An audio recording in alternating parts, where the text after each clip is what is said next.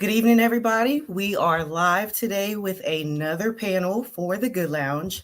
My name is Barbara Lee, and if you do not know, am a board member, and I am so proud to be a part of this organization. Today, we are going to be talking about body dysmorphia, and this is something that is really close to my heart. So I'm excited to have two therapists here with us today, two experts in this field who are going to talk to us about different aspects of it, what it is, different triggers, causes, different ways you can help yourself overcome it.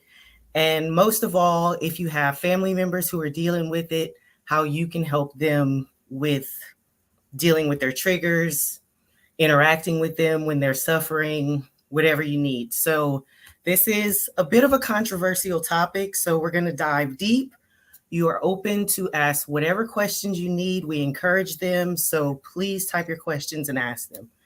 We're going to start off with our introductions, and I'm going to start with Brittany. And I'm reading this, so excuse me. Brittany is a behavioral therapist, an EDIT counselor, and EDIT means eating disorder intuitive therapy.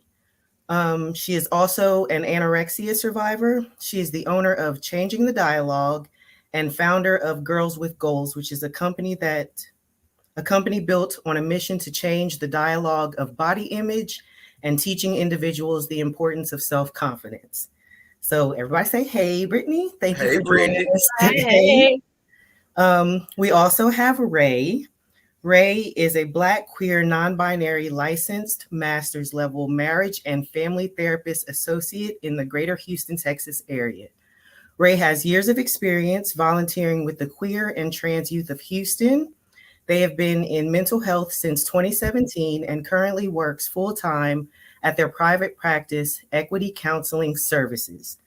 Ray's clinical interests are young queer professionals, teens, couples, and marginalized communities. In addition to clinical work, Ray enjoys training and educating in spaces that are open, centering Blackness and queerness. Is that it? Did I get everything? The only thing I want to change is that I'm not an expert. I don't consider myself an expert of anything. Well, there's always room to learn more. That's right. But your experience has given you a certain level of expertise. And so that's why you are here today. I'll take that, Barbara. All right. So today we are going to change the dialogue. We are going to talk about how we see ourselves in relation to when you're suffering with this disease of body dysmorphia. So I guess to start it off, we need to go through a clinical definition of what body dysmorphia is. And I kind of have to laugh at this because I'm pulling up the definition, but what do we decide on Monday? We do not go to betterhelp.com for definition. Right, we don't do that. So we are using the definition from the Mayo Clinic, and they both agreed this was a good definition. So their overview basically says that it is a mental health condition in which you can't stop thinking about one or more perceived defects or flaws in your appearance, a flaw that appears minor or can't be seen by others. But you may feel so embarrassed and ashamed and anxious that you may avoid many social situations. When you have body dysmorphic disorder, you intensely focus on your appearance and body image, repeatedly check in the mirror, grooming, or seeking reassurance, sometimes for many hours a day. Your perceived flaw and the repetitive behaviors cause you significant distress and impact your ability to function in your daily life. You may even seek out cosmetic procedures to fix your perceived flaw, but afterwards you may feel only a temporary satisfaction or a reduction in your distress, but often the anxiety returns and you may resume searching for other ways to fix the perceived flaw. Sound about right? Sounds good to me. Absolutely, yeah. So when we discussed how we were going to address this clinical definition, Ray, when I was speaking to you about it, you said that you have dealt with some people who deal with this, but also something that you found relevant to this was gender dysmorphia. Yeah. So I want to give you a chance to talk about that real quick. Yeah. So in my line of work, when y'all first called about body dysphoria, I was like, but I work with gender dysphoria a lot. And tied in that is body dysmorphia. and those significant things that people do not like about themselves because something about their body does not align with their gender. Hmm. Okay. And Brittany, did you want to chime in on that? We said we were going to Yeah, talk about that yeah. with you. So when we initially talked about this, you said that you wanted us to speak to you as if we were speaking to a client. And since I do work with a significant amount of adolescents, this is kind of how I would explain it to them in a definition that's easy to understand. Body dysmorphia is almost like your brain uses your eyes as a projector, right? So it takes those negative thoughts that you've packed away in your little emotional suitcase and you've been carrying around, and it causes you to visualize those negative aspects about yourself. So it's like taking the weight of the negativity and it's altering the way you perceive yourself on a regular basis. Okay, that makes sense. I was actually really glad that I was asked to moderate this because anybody who has heard any of the podcasts that I've interviewed on or seen, this is something that I deal with personally. And so for me, it started in high school. High school is like trauma city, right? It started in high school. And I remember a specific situation where, keep in mind, I'm 5'4". At the time, I weighed 125 pounds. So I was a size 3'4", pretty small. And I walked by a group of boys, and one of them said, boop, boop, wide load coming through. And it just stuck. So from that point on, because the way I'm built, I'm big at the bottom, I always felt like I'm too big. I need to lose weight. I'm too big. No matter what size I was. Yeah. And so even now, people that I talk to, if I say something about like, I feel like I look like I'm X amount of pounds, or I feel, even because working in a fitness space, I feel like I am too muscular. I look manly. People are like, what are you talking about? What do you see? I wish you could see what I see. Mm-hmm. So, sometimes it's hard to relate, and some people may think of it as attention seeking. So we talked about, how do you differentiate between, is this body dysmorphia or is this somebody who has low self-esteem and is just looking for someone to constantly pick them up? Yeah. So I'm going to talk about that first. Well, first of all, low self-esteem is kind of a component to body dysmorphia, right? It's Yes. it's like that initial step in creating what ends up being body dysmorphia. But really the key difference between self-esteem and body dysmorphia is action. And what I mean by that is low self-esteem is pretty over generalized, right? Like, I overall am dissatisfied with how I look. And that develops into a pattern of fixation. You start to pick standard flaws that you see as the worst thing possible, or the worst thing about yourself, and you start fixating on those perceived aspects of yourself, right? So it could just be, I don't like my body now, but in 5-10 years, or not even a couple of years, without any sort of support or services, it's, I hate this one thing about myself, and I'm going to do whatever I can to change that one thing, because to me, it's the worst thing about me. Mm-hmm. Yeah, and as a piggyback off of what Brittany is saying, I think that's the main point to take away, is that self-esteem and body dysmorphia is not an or thing; it's an and. They go hand in hand. And the more the body dysmorphia, or if we're going to just take away terms and talk about what it is, the more you become fixated or distressed with a particular part of your body, even it can be your voice, right? Anything, it can cause your self-esteem to be lower, because with self-esteem, it's about that confidence and how you value yourself, right? And to be able to do that, you have to have a certain level of compassion for yourself and a certain level of care for yourself. Absolutely. And if that one thing about your body is not allowing you to be able to do those things, then of course your self-esteem won't be what it is. And right, not an or, and you can love yourself and value yourself, but still see yourself as imperfect because of that one thing. Yep. So not liking a part of your body can cause you to not participate in certain areas of function. So I think what's important when we're talking about those differences is to recognize what the diagnostic manual, right, tells us, is that it has to be distressful to where someone won't that is an area of their life, an area of function, right, is off. But to be culturally aware, right, to be saying each person is their own culture, we have to recognize that that area of function, that distress will be different for everybody. What do I mean? Let's say that someone struggles with their voice, right? So in my world, it might be someone that's a trans man, right? That might struggle that their voice is too soft. So doing public speaking or anything like that might cause them distress, have a panic attack, make them miss out on promotions, make them deviate on doing things because they don't like the way their voice sounds. But for someone else, they might say, that's just your voice. Like, why would that be distressful for you? For that person, it is distressful. So for them, they meet that criteria. Yeah, that makes sense. And I think the biggest thing, just from the definition too, is it says even if they can physically change it, even after they do, they're still going to either find something else or still not be happy with that. Mm-hmm. Mm-hmm. You know, usually if you have low self-esteem, if you feel like I need to lose weight, once you lose the weight, you're good. Somebody who has body dysmorphia, it doesn't matter how small they get, they're still going to think they're big. Right.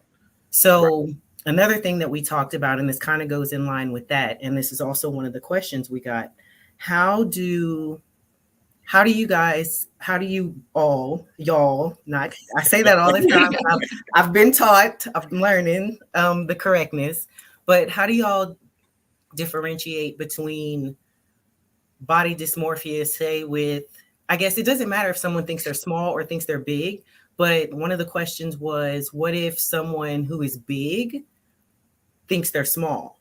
So, you know, we kind of brought up, like, people have called it the Lizzo movement, where it's this body positivity, which is great. But of course, there are some people who look at it negatively and say, she's too big, she needs to put on clothes. Why is, you know, where is all this confidence coming from? So would you say that that is kind of in the same field as body dysmorphia? I think that's in the field of hate. Okay. I think this is a great place to talk about social construction. Mm-hmm. Okay. Simply put, everything that we know, everything that we do, everything that we believe, it happens, and we have these values because, one, someone showed us that it's possible to have these values. And two, someone showed us because a group of people, a community, whatever you want to call it, got together and said, this is the best way we want this to go. And that goes for everything.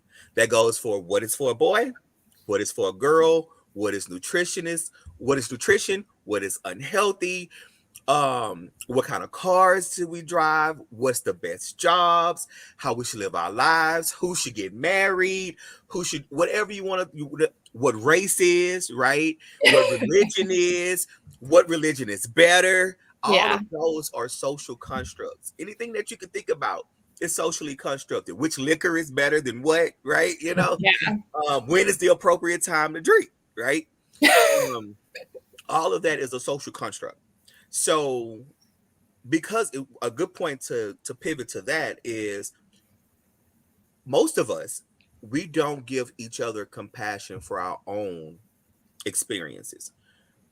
All of us we judge every experience and we move off of every experience based off of our previous experiences, right? A lot of words to say. We expect for everybody to move like we move because of our experiences, but we don't know someone else's experience. So that person that's saying, oh, something is wrong with them because they're fat and they think they're skinny. Who told you what fat is and what skinny is? And why does this person who might be at a heavier weight have to go with what you're thinking? And who's to say that they think they're skinny? Why is it not they just confident in who they are? Right. They've accepted it and they love it. Yeah. I think you made a great point, Ray, and that really is in the field of hate, right? And low self-esteem for the people that are assuming that, you know, these people think that they're small. A lot of us grew up in like a world where like heroin chic was the way to go. And a lot of us spent all this time trying to shrink ourselves to the smallest portion that we could ever be, right? Because we were told it's a social construct that this is the best, this is the standard of beauty, this is what we're supposed to look like. And anybody that didn't look like that, you weren't it. Right. And people even now, right, who grew up in that era of those thin, absolutely skin people, haven't moved past that, right? In our minds, like, life is changing, right? The standard of beauty is changing, and people are seeing all types of weights and sizes and genders as beautiful. But people are stuck in an era where they believe that you have to be small to be considered beautiful. And that can be hard to let go. And it relates to personal experiences that you're holding on to, right? That sounds like an emotional thing that you've packed in your suitcase that you're still struggling with. Right.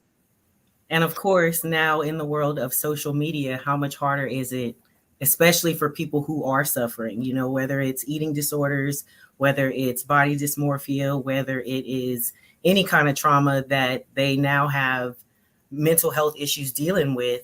You go on social media and you'll find half the world cheering you on and saying, this is great. And, you're a survivor, keep pushing. And then you'll have the other half saying, there's nothing wrong with you. Suck it up, buttercup. Put your big girl panties on, They're trauma speaking, right? Right. So we had one of the questions, and I think I'm glad that I have both of y'all on this panel to ask this question. Do you think this is more common in men or women? Because I do feel like it's a lot of women speak on it. Men don't really speak on it. And I've seen and heard men speak on it because I'm in the fitness industry, especially like in bodybuilding, when everything is about how they look. But do you think it's more prevalent in men or women, would you say? Before I answer that question, yes, I think I need to acknowledge that that question needs to be expanded. Okay. Because there's more than just men and more women. than men and women. Okay.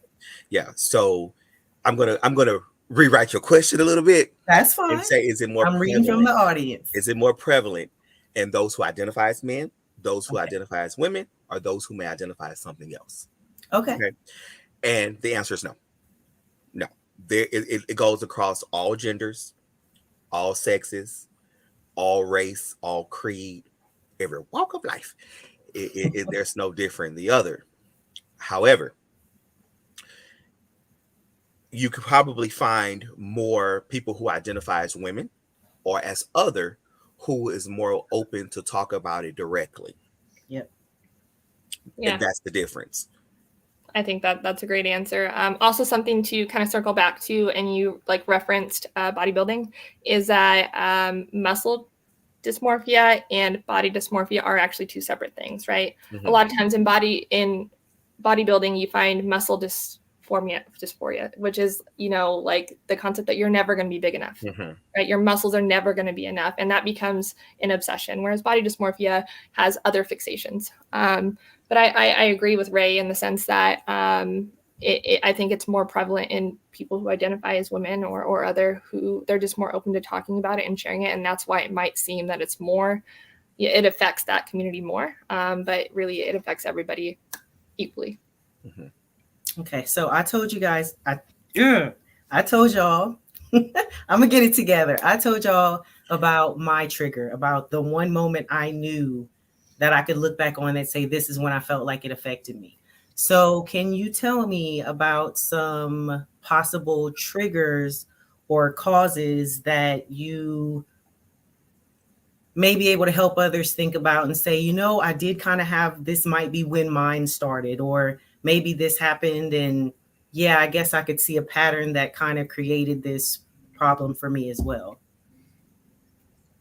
Such a huge question. It is. I know. So maybe we can kind of shrink it a little bit. And the reason why I'm going to paint it as huge is because everyone's different. Right. But if it's just off the top of my head, it could be anything, right? So we talk about the social construction, and going back with your story earlier, Barbara, about the little knucklehead in school who teases you about your rump, your bottom side. It starts with family and things like that, right? Growing up, oh my God, you getting big. Oh my God, So don't think I'm being, I'm Black, grew up in Black families, so that's what's playing in my head. That's the voice, right? So, and not saying all Black people sound like that, so y'all calm down. So, like those type of things. oh, why your clothes so tight? You don't need to be wearing nothing like that. You too big to be wearing things like that, right? Or for boys, speak from your chest.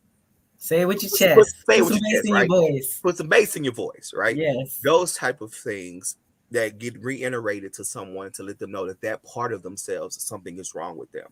Mhm. And it's not just from people that we interact with, but advertisement, TV. What do we see, right? As Brittany talked about earlier, the standard was always a 0. You know, I remember the movie. I can't think of the name when they was like, "I'm hungry," and they said, "You ate a cracker this week already," right? So those type of things play a role in how and what somebody can possibly, when someone have developed that distress. I think I got off topic a little bit, but to like move forward with that question, anytime that someone has experienced something and they're ruminating and that I'm not enough or this is wrong with me is plain, and it causes them to deter or miss out or reroute doing something in their life that they really want to do or something they should be experiencing, boom. Yeah. And I think it's also important to note that it's not usually just one trigger, right? It's usually a Right. combination of a few things. It's usually environmental and biological and psychological, right? There's a lot that goes into what could potentially be a cause for body dysmorphia. But a lot of this comes from these experiences that we all can relate to that have made such an impact on our brains that tell us that we're not worthy because this person did this to us or this person said this to us, right? It's a lifelong journey of carrying all those thoughts with you that kind of cause this problem, this issue, this concern that you have with yourself. And I think it's also important, especially Brittany, since you said you work with young girls, to point out that this can happen at any age. So it can start young, it can even start older. It's not just like if it didn't happen to you in high school, then it really didn't happen or anything like that. Well, and there's a couple of factors right there that, the most common age for like a body dysmorphia diagnosis is 13 years old, right? And if you're looking at, I do have a background in eating disorders and, my own personal experience with anorexia, but right now, the most common age for a child to start their first diet is 10 years old. Like girls at 10 years old, well, not just girls, but I apologize, right? Children at 10 years old. Yeah, the little humans.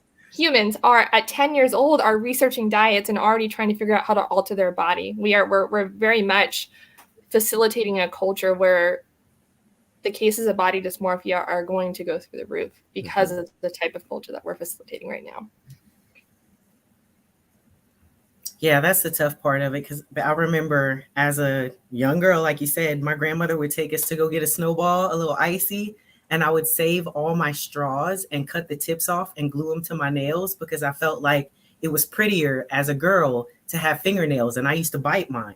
So I would glue these little plastic tips, and at 11 years old, I needed to shave because everybody else is shaving and people are going to talk about me if I'm not doing it. My grandmother just said, no. And she said, you know what? If you want to shave, I'm going to buy you a wax kit. So she said, you're going to suffer. You have to rip the hair off before I let you shave. And I did because I wanted to be socially accepted and not be called Bigfoot or Sasquatch or, just give them something else to talk about. So, it's not even a perceived just I'm big or I'm small. This gets so much deeper than that. Absolutely. And like, isn't it crazy that you remember as a child that this is something that you were doing because you wanted to fit in so bad, right? I was probably 10 years old the first time that my mom made a comment about my weight, and she walked into a family party and was like, I cannot believe Brittany's already in a size 5 in pants.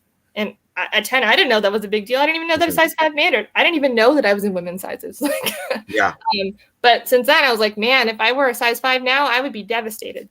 And what's crazy, Brittany, is that most parents don't even see that. They won't even think of that. That's just because it's a fact, right? You are that, but they don't see that it affects the child in a different way than they're actually meaning for absolutely.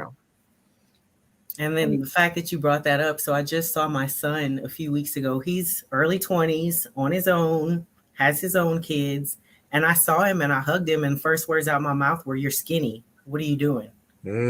And so I didn't even think about it at the time, like what that could do, you know, because I guess in my head, like, I don't think people are going to be offended if I say they're skinny. They'll be offended if I say they're fat. Yes. They're not going to be offended. Like, some people want to be skinny, and that's okay. But so I said that to him, and he was like, Mom. And I was like, no, really, what's wrong with you? Are you eating? Are you stressed? And I just turned it into this, something must be wrong with you. It's a problem. So I'm probably going to call him and apologize now that we're talking about this, because I didn't even think, and I've dealt with it. Everybody has something to say about how I look. And then I turn around and project that on him, and I didn't even think about it. So it just goes to show how easy you can say something and not think about it, and it can do damage. Right. And it shows the importance of teaching our kids to speak up when we say those things, right? Because we're still learning as parents. Come on, Brittany, yes. Right. We're still learning as parents, and we're going to make mistakes. I mean, this is what I do. I work with girls that are my daughter's age, and there are still times I come home and I say things to my daughter like, man, she's going to hold on to that. And we have to have a talk about it. One of the only reasons I got help for my anorexia is because my daughter was in kindergarten maybe and was seeing me constantly weigh myself. I was like, at my smallest, I was probably like 105 pounds, and I'm 5'7". And she had talked about being fat and like seeing me weigh myself. And she had asked me like, what number means I'm fat? Oh. And that was such an eye-opening experience. And my husband said the most amazing thing. And it really just like came all together. Like, man, I'm doing damage to my kids because I'm allowing myself to live this way. Right. And so this whole conversation, just as a reminder, kids out there everywhere, right? Please tell your parents, because we may not even know that we're hurting you. And to the parents, allow your kids to tell you. Yes. Being a good parent means that you have to recognize that you're not perfect and be okay with apologizing. Be okay with your child coming up to you and say, you know, what you said hurt my feelings. Yes. Yeah, absolutely. Yeah, you got to be okay with that. So let's talk about some long-term effects that suffering with body dysmorphia can have if you don't identify it, if you don't treat it. And with that, we want to also address how, if, you know, this person's in a relationship or dealing with family members, friends, like how their circle can help them, but also if they feel like, I'm trying to help, I'm trying to be encouraging, I'm trying to say good things, and they're not receiving it, you know, how can we talk to them to make them realize it's not about them, don't take it personal, and, you know, maybe just give them some advice for what they can do to help someone suffering with it. So I guess that was kind of two parts. Let's talk about long-term effects if it's not treated. Number one. Well, I think they both go hand in hand, right? Especially, you know, I'm about relationships. And everything that we do is a relationship in some type of way, whether it's a relationship with our body, a relationship with our hobbies, a relationship with other people. Everything is a relationship. The long-term effects can differ, right? Like it all. It depends, right? Yeah. It depends. That's the famous psychologist term. It depends. But thinking about it from a relationship aspect, it can cause somebody to withdraw. Or it can cause someone who is constantly turning down invitations because of that distress to be seen as someone who doesn't care, to be seen as someone who just never wants to be involved, and may even give off the perception that they don't value the relationships with that person. In addition to that, when someone is suffering from a disdain for a part of their body, let's say if it's a sexual partner, right? Let's say someone doesn't like their stomach, and with the sexual partner, they don't want to take off their shirt, and the sexual partner is like pressuring them, like remove that garment instead of showing them care and compassion.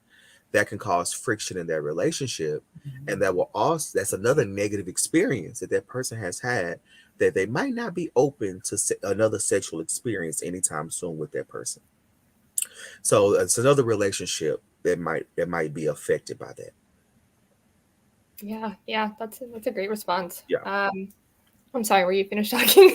Well, my brain kind of, so I'll take a pause. I can come back. You can chime in and then he can come back. Yeah. I definitely think like a major long-term effect is chronic depression, right?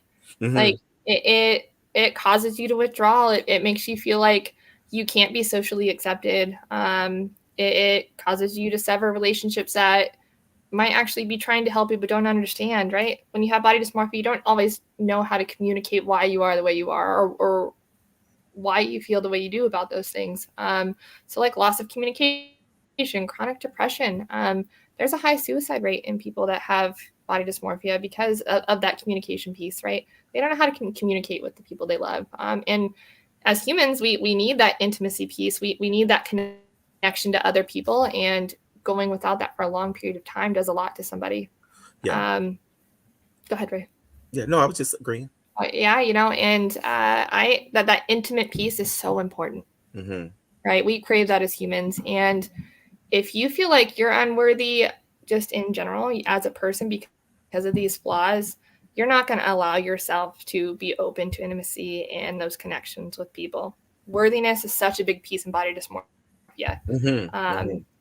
You define all your self-worth based on your appearance. And you've been taught that. That's been socially mediated to you, that you're not worth anything unless you have looks that are appealing to other people. And having that conversation with yourself is impossible when you can't see past that. Yeah. And I would take it a step further what Brittany's saying, right? Because remember earlier I gave the example that it can be your voice. So it can be some things that you can't even see, right? It could be whatever, right? It could be my left breast right now.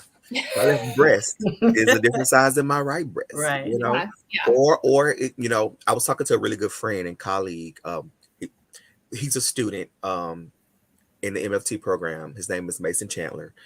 Give me a shout out because we had a good conversation about it today, and we talked about how those who are socially constructed as male can often struggle with the size of their penis because of the rhetoric that is put out about how, you know, what is actually above average size penis is supposed to be like the average penis, right?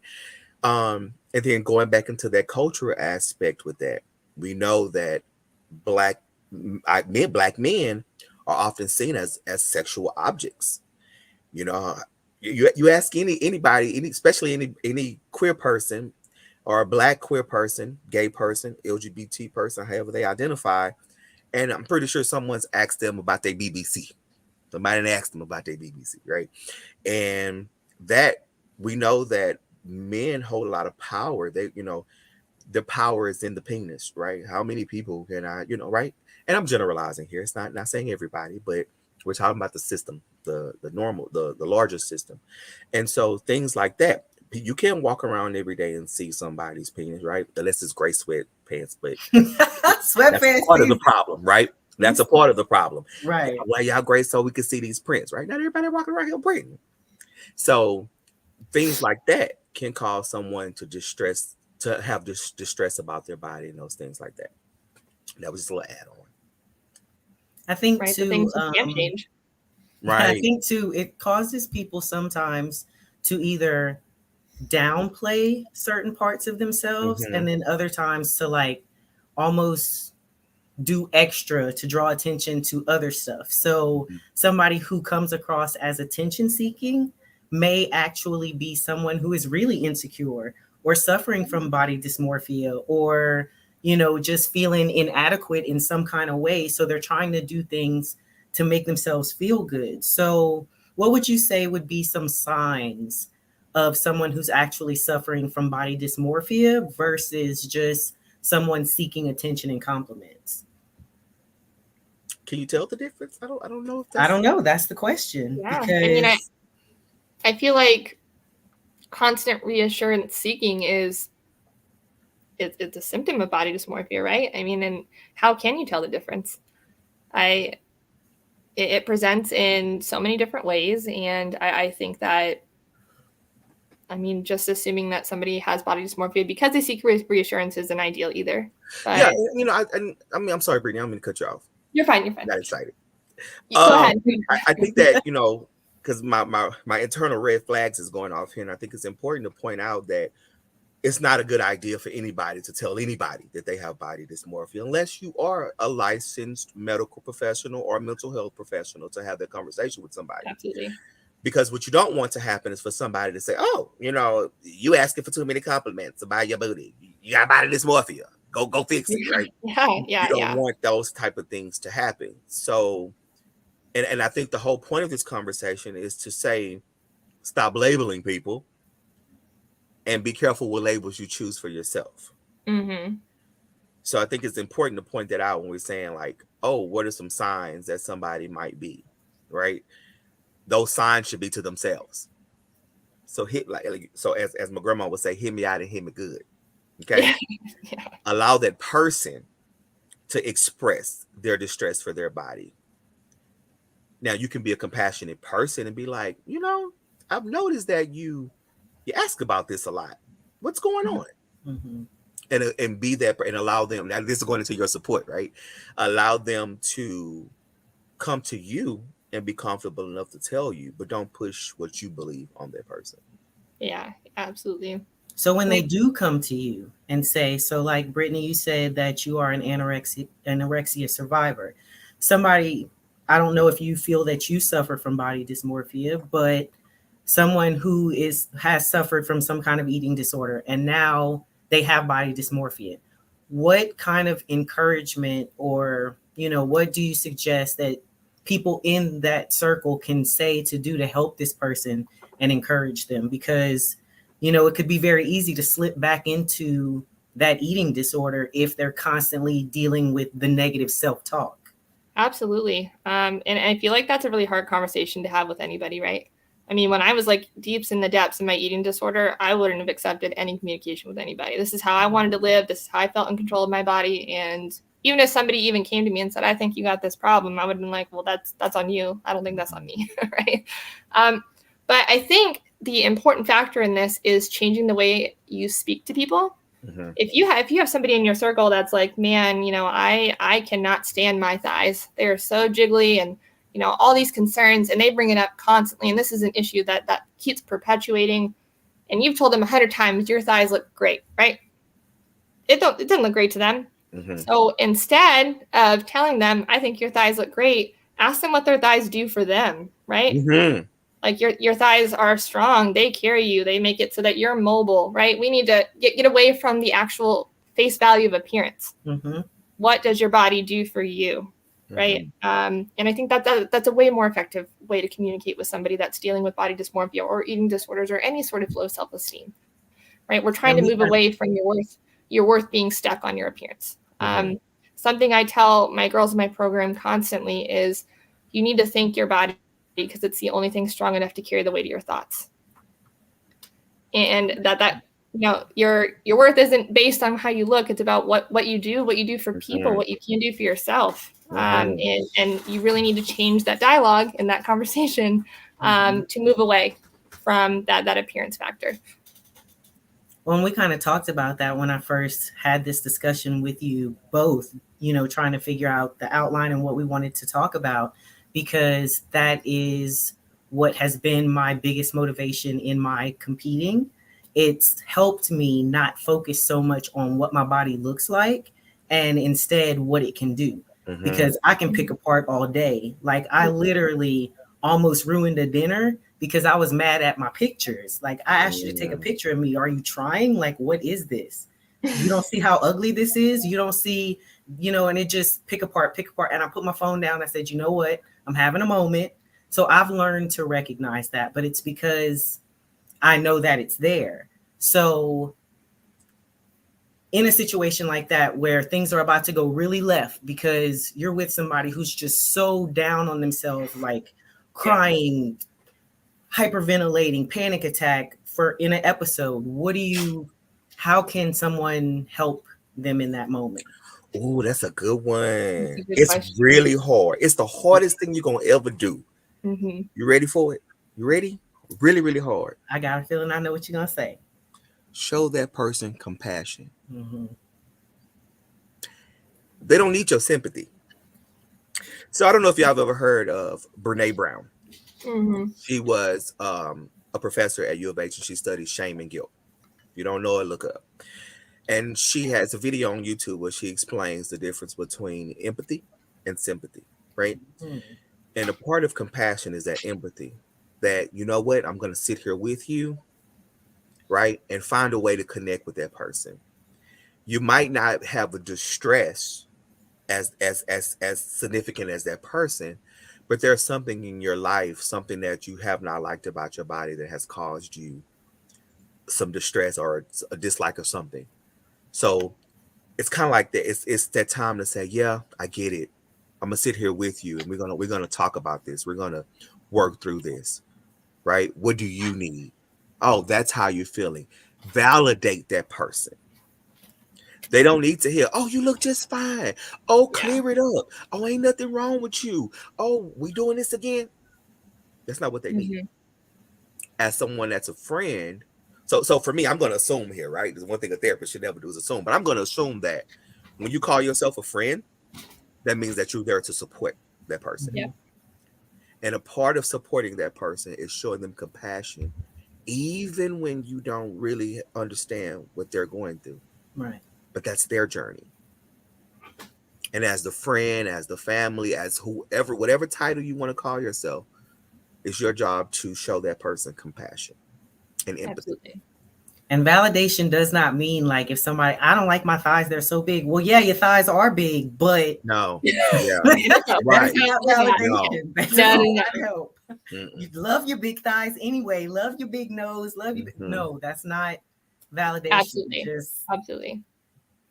And it goes back, and it goes back to what Brittany was saying earlier about the thighs, right? If they're saying, I don't like my thighs, whatever, what do your thighs do for you, boo? Mhm. Right. Well, and that's the compassion is such a key response too, right? Got to have compassion yourself so you can help others and so you can be present with people, right? But in order to see yourself differently, you have to speak to yourself differently. Mm-hmm. And when no matter what your friends say, you can tell your friends all the day, I don't like this about myself, and they can say you're great. But guess what? You're not going to see it until you start believing that you are worthy of those things. So you need to give yourself compassionate responses too. Yes. Mm-hmm. Yes. So I did ask you both if you had some resources that you could suggest for anyone watching, if they're suffering, if they are in a relationship, any kind of relationship with someone who is suffering. What type of resources would you suggest for them to read, listen to, watch, whatever you have? I'm a big component of allowing non-gendered conformed persons to lead the charge. There is no one, okay, and of course I'm being dramatic here, but there's no one who has had to overcome to be comfortable in their skin than a trans person or a non-gender conformed individual, right? So with that being said, I recommend any and everybody get to know Alok, A-L-O-K. Google them, A-L-O-K. And I promise you, everything about them will pop up. That is a beautiful person with a beautiful soul. And the way that they can get a message across, magnifique. Also, it's a foundation called the Body Dysmorphic Disorder Foundation. I did a little scrolling, and they seem to be a good resource, especially with that support component. Absolutely. I think the Body Dysmorphia Foundation is a great one too. For me, when I was looking for a resource, I really wanted something that not only was available to help the person suffering, but resources for families and resources not just for your spouse or your partner, but for your children. And the Peace of Mind Foundation is a great one. Since body dysmorphia is an anxiety disorder, it's also very closely related to OCD. There's a lot of key components that go into that. And the Peace of Mind Foundation is a great one because it offers, here's resources for therapists in your area that can help you. Here's communicating resources, just worksheets and pamphlets you can go through at home. This is how you help your children if they're dealing with it. This is for your children if your parent is dealing with it. Because obviously that's a relationship that's closely affected. You don't want to hurt your kids and your kids don't want to hurt you. How do we make this work? So Peace of Mind Foundation is a great resource. Definitely look it up. Okay, we got about 15 minutes left, so I want to give you both time to answer questions. We did this one. Another question we got, actually, we have one from a viewer. Ooh. And I think we kind of touched on this when we were talking about the difference between self-esteem issues and body dysmorphia. Someone said, Lindsay, why worry about the difference? You know, treating everyone as if they have the potential is always key because we all have that potential. So I guess pretty much saying the same thing, like it doesn't matter if it is body dysmorphia or low self-esteem, anybody has the potential to be suffering with something and needs help. So it doesn't matter. I guess the answer there, we should not be worried, Lindsay. That's your answer. And I think you both said that earlier. Yeah, just like Ray said, it's not our business to label anybody. Yes. And even, I mean, there's people everywhere that are going to judge you, right? Sitting on your social media, like she's posting all these videos of her, she must got a problem, or she's attention seeking. Like that's coming from a place of their own low self-esteem and their problem, right? Mm-hmm. It's not our job to differentiate. And I think what Lindsay was saying there is just show everybody compassion. Mm-hmm. Okay. Another question we had was, do you think that it is more of a mental health concern or an individual caring more about what they think others think of them? Ooh. I mean, go ahead, Brittany. I would 100% say it's a mental health problem, right? I mean, even being concerned for what other people think of you is an anxiety problem. I mean, and that sort of anxiety is what creates a pattern of missing out. Yes. You know, I can't go here because I'm afraid people are going to see me. I cannot count how many times I've been like, man, I don't want to go to the gym because I'm not going to like my best self and people are going to see me this way. So I'm not going to go. That's an anxiety problem. I would 100% say that it's a mental health problem. I'm going to say both. Yeah. Just like Brittany just said, we got to stop the or. It's always an and. Mm-hmm. Nothing is binary. Oh, that's the lesson for today. Nothing is binary. Nothing is binary. Yeah. And again, with me personally knowing about it, I would agree. And I mean, that's just me, the little lay person. But just knowing what I felt, there has been times where I can't take a compliment. Somebody says something positive to me, I'm going to say something negative about it, like automatically. And I've been told I'm 41. I'll be 41 in March. I'm still doing it. Still saying, oh, your hair looks nice. Oh, I didn't comb it. I need a perm. Oh, your waist looks small. No, it's just the shirt. I'm bloated. Like, I can't just say, well, thank you, but so I don't ask for compliments. I'm getting better with accepting them, but like, I don't want attention. Because I think people see what I see. So I think if anybody says anything to me, it's going to be negative. So yes, I kind of care what people think because I don't want them to see what I see. But again, it's all in my head. So yes, it's mental. Absolutely. Absolutely. And Barbara, something that you brought up was you can't take a compliment, which is also a social construct, right? We've been taught our whole lives that saying negative things about ourselves is more socially acceptable than being proud and confident and saying great things about ourselves. So you cannot take a compliment because you believe that it's not okay to just take a compliment. Right? It's so much more than you just, you have these flaws and you're concerned about them. You physically cannot accept that positive compliment from them because you've been ingrained to believe that it's not acceptable to do so. You got to be modest. Right. Yeah. Another question we have from the audience. The big guy is his handle. He says, should you intervene when you have an overweight child? What's the trigger? I have follow-up questions. I don't have an answer. I have a follow-up questions. Like, what do you mean by intervene?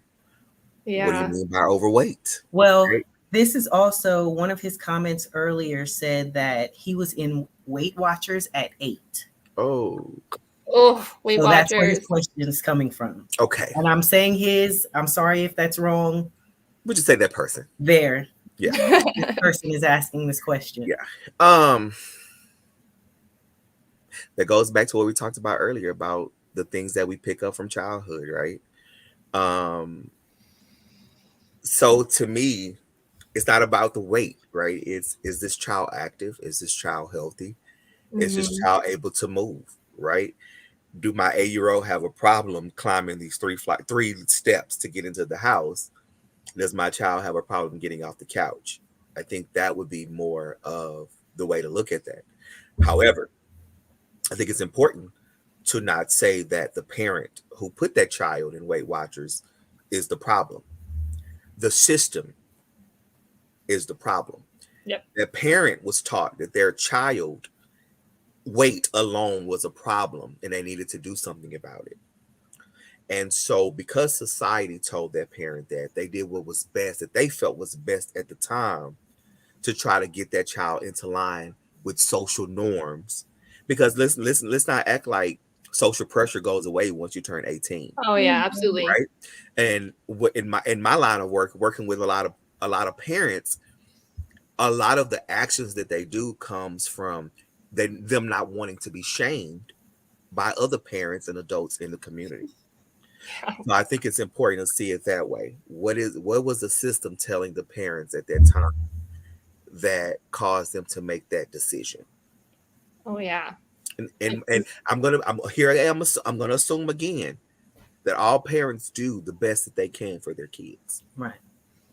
But even then, what do you do with that when, like right now, if I go to the doctor Mhm. and based on what is the norm, Yep. I'm overbeat, I'm Of obese. course. Yeah. Yeah. So I'm overweight, but I can also do these things with my body. Uh-huh. Can you? Mhm. Yeah. You know, so it's like you can't even just go by listening to what a medical professional says. Now, if they say your cholesterol is high, I can't see that. Right. You know, stuff like that, you have to pay attention. But if it's just somebody saying, oh no, you're overweight based on this This chart. chart for this height and this age and whatever, Yeah. you have to look at the big picture. Of course.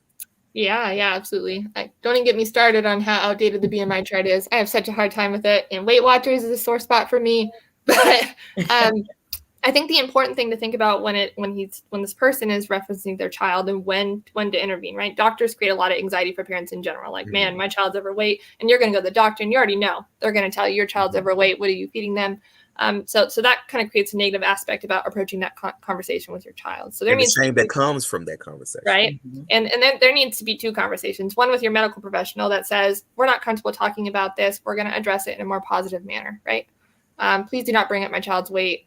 We'll move past that. And another conversation with your child needs to happen. How do you feel, right? How does being this size make you feel? Do you think that you do struggle when you're trying to play? Do you think that you're struggling in these aspects of life? How do you mentally feel?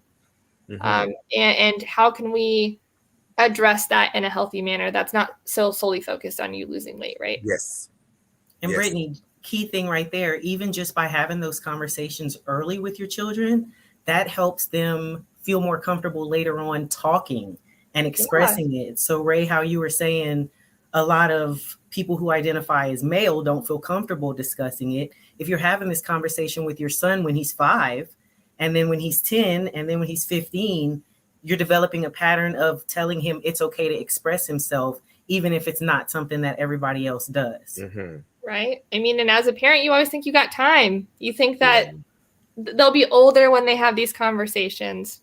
That's not true. I have girls as young as 6 in my program right now that are writing pages and pages of negative thoughts about themselves. And their parent didn't know, because you assume that your child doesn't have these thoughts because they're young. But that's not true. So these open conversations with, where's your head at? How are you feeling? Do you like what you see in the mirror? Need to happen much younger than I think that any of us parents really knew. Yeah. I want to add to that, right? Because we are mental health professions here. If this person who experienced that at 8, if they find themselves struggling because of that experience, I would really encourage them to go talk to someone about that. Absolutely. Go talk to a therapist about that. Go flush that out and explore it. Right. That's not a good experience to carry with you. That's packing in a suitcase, and that's impacting your life. It's seek somebody. Yeah. We have about 5 minutes left, so we'll wait to see if any other questions come in. I do want to follow up and say that, again, I really appreciate you both for being on this panel. You have enlightened me a lot, and I hope see a lot of positive comments. So I feel like the audience got a lot of great advice. And again, just point out the whole purpose of what we're doing here is we want to be able to provide resources to people who maybe don't have the finances or maybe don't feel comfortable reaching out or don't even know where to start. Mm-hmm. We want the Good Lounge to be a place where people can come and say, I'm having an issue with how to budget and save money better. I don't know what a 401k is. So you have the financial aspect of it. Or like we're talking about body image, we're going to do a lot more stuff on health. We're also going to do, it's 3 pillars. So, you got to address it all: body, health, and I'm drawing a brain fart because I'm still trying to look at, we got more comments coming in. Great advice. Yes, financial, physical, and mental well-being. Mm-hmm. So it's hard to have these conversations, but at the end of the day, even though this was a tough conversation, I hope we made it somewhat entertaining. We want this to be fun. We call it edutainment. Yeah, so it's entertainment, education at the same time. Another thing I want to let everyone know that both of our experts, yes, I'm gonna call you experts, have agreed that they will participate in a giveaway. So we do want to be able to give sessions with each of you. 2 people will win a session, 1 each, just to either use for yourselves if you need it, or if you know someone who's suffering, then you can share it with them. But we will do a giveaway drawing for that. And as always, we appreciate all donations. It is definitely going to a good cause. Thank you so much for being a part of this panel. We do have about 4 more minutes. So any other questions, comments, concerns, feedback? Brittany, we talked about giving resources, but we didn't even tell people how to start looking for a therapist. There you go. So right off the brain, right? A few things. Of course, I'm available to people in Texas, only in Texas. I do in person in the Cypress, right outside of Houston area, and I also do telehealth for anybody that lives in Texas. But Psychology Today is a good website. Therapy Den is a good website to be able to find great quality therapists. The National Queer Therapist Network, I think it's what it's called, is a good one, and Clinicians of Color. Well, some of those resources I haven't even heard of. That's wonderful. Ooh. Send me some notes. I want some notes. Yeah. I got you. Yeah. I can do that.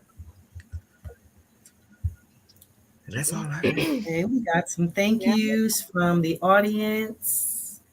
And thank them for being here. I appreciate it. A few more minutes. Like I said, guys.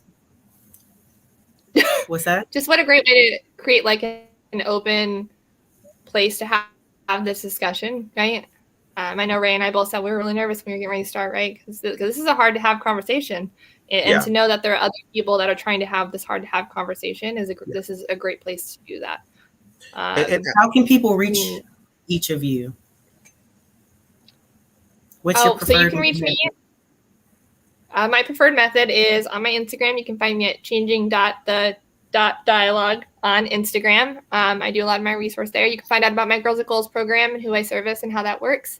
And I also work with adult women as well with my Changing the Dialogue itself. And my edit services are offered there. And you can also email me at changingthedialogue@gmail.com.